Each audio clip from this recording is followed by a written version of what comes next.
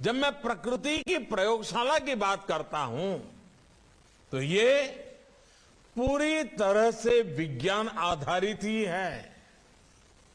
ये कैसे होता है इसके बारे में अभी आचार्य देवव्रत जी ने विस्तार से बताया भी है। हमने एक छोटी सी फिल्म में भी देखा है और जैसे उन्होंने कहा उनकी किताब प्राप्त कर करके भी YouTube पर आचार्य देवव्रत जी के नाम से ढूंढेंगे तो उनके भाषण भी मिल जाएंगे। जो ताकत खाद में है, फर्टिलाइजर में है, वो बीज, वो तत्व प्रकृति में भी मौजूद है। हमें बस उन जीवाणुओं की मात्रा धरती में बढ़ानी है, जो उसकी उपजाऊ शक्ति को बढ़ाना है। कई एक्सपर्ट्स कहते हैं कि इसमें देसी गायों की भी अहम भूमिका है। जानकार कहते हैं कि गोबर हो, गौमूत्र हो, इससे आप ऐसा समाधान तैयार कर सकते हैं जो फसल की रक्षा भी करेगा और उर्वरा शक्ति को भी बढ़ाएगा। बीज से लेकर मिट्टी तक सबका इलाज आप प्राकृतिक तरीके से कर सकते हैं। इस खेती में ना तो खाद पर खर्च करना है, ना कीटनाशक पर।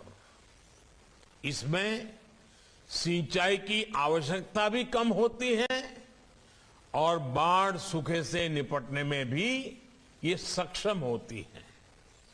चाहे कम सिंचाई वाली जमीन हो या फिर अधिक पानी वाली भूमि, प्राकृतिक खेती से किसान साल में कई फसलें ले सकता है। यही नहीं, जो गेहूं, धान, दाल या जो भी खेत से कचरा निकलता है, जो पराली निकलती है, उसका भी इसमें सदुपयोग किया जाता है। यानी कम लागत, ज्यादा मुनाफा। यही तो प्राकृतिक खेती है। साथियों, आज दुनिया जितना आधुनिक हो रही है उतना ही बैक टू बेसिक की ओर बढ़ रही है। इस बैक टू बेसिक का मतलब क्या है? इसका मतलब है अपनी जड़ों से जुड़ना। इस बात को आप सब किसान साथियों से बेहतर कौन समझता है? हम जितना जड़ों को सींचते हैं उतना ही पौधे का विकास होता है। भारत तो एक कृषि प्रधान देश है। खेती किसानी के इर्द गिर्द ही हमारा समाज विकसित हुआ है, परंपराएं पोषित हुई है, पर्व त्योहार बने हैं। यहां देश के कोने कोने से किसान साथी जुड़े हैं। आप मुझे बताइए, आपके इलाके का खान पान, रहन सहन, त्योहार, परंपराएं, कुछ भी ऐसा जिस पर हमारी खेती का, फसलों का प्रभाव न हो? कुछ भी नहीं है।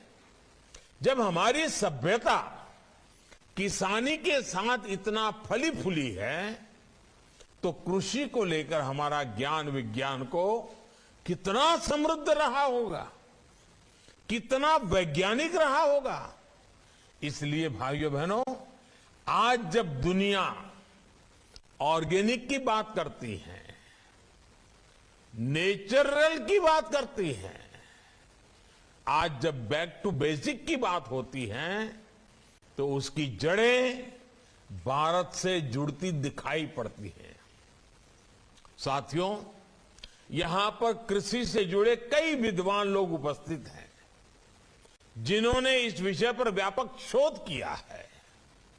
आप लोग जानते ही हैं, हमारे यहां ऋग्वेद और अथर्ववेद से लेकर हमारे पुराणों तक कृषि, पाराशर और काश्यपीय कृषि सूक्त जैसे प्राचीन ग्रंथों तक और दक्षिण में तमिलनाडु के संत तिरुवल्लुवर जी से लेकर उत्तर में कृषक कवि घाघ तक हमारी कृषि पर कितनी बारीकियों से शोध हुआ है। जैसे एक श्लोक है, गोहितः क्षेत्रगामी च कालजो बीज तत्परः कालज्ञो बीज तत्परः वितंद्रः सर्वशास्त्राढ्य कृषको न अवसीदति। अर्थात जो गोधन का पशुधन का हित जानता हो, मौसम समय के बारे में जानता हो, बीज के बारे में जानकारी रखता हो और आलस न करता हो, ऐसा किसान कभी परेशान नहीं हो सकता, गरीब नहीं हो सकता। ये एक श्लोक नेचुरल फार्मिंग का सूत्र भी है और नेचुरल फार्मिंग की ताकत भी बताता है। इसमें जितनी भी संसाधनों का जिक्र है सारे प्राकृतिक रूप से उपलब्ध हैं। इसी तरह कैसे मिट्टी को उर्वरा बनाएं, कब कौन सी फसल में पानी लगाएं, कैसे पानी बचाएं, इसके कितने ही सूत्र दिए गए हैं। एक और बड़ा प्रचलित श्लोक है, नैऋत्यार्थ ही धान्यानाम जलम भाद्रे विमोचयते मूलम मात्र तो संस्थाप्य कार्य जट मोक्षणम। यानी फसल को बीमारी से बचाकर पुष्ट करने के लिए भादों के महीने में पानी को निकाल देना चाहिए।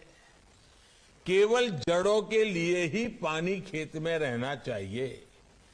इसी तरह कवि घाघ ने भी लिखा है, गेहूं बाहें चना दलाएं धान गाहें मक्का निराएं उख कसाए। यानी खूब वाह करने से गेहूं, खोंटने से चना, बार बार पानी मिलने से धान, निराने से मक्का और पानी में छोड़कर बाद में गंगा बोने से उसकी फसल अच्छी होती है। आप कल्पना कर सकते हैं, करीब करीब 2000 वर्ष पूर्व तमिलनाडु में संत तिरुवल्लुवर जी ने भी खेती से जुड़े कितने ही सूत्र दिए थे। उन्होंने कहा था, तोड़ी पुडुड़ी कच्छचा उणकिन पीड़ी थेरुवम बेंडादू सालप पड़ुम। अर्थात if the land is dried so as to reduce 1 ounce of earth to quarter, it will grow plentifully even without a handful of manure. साथियों,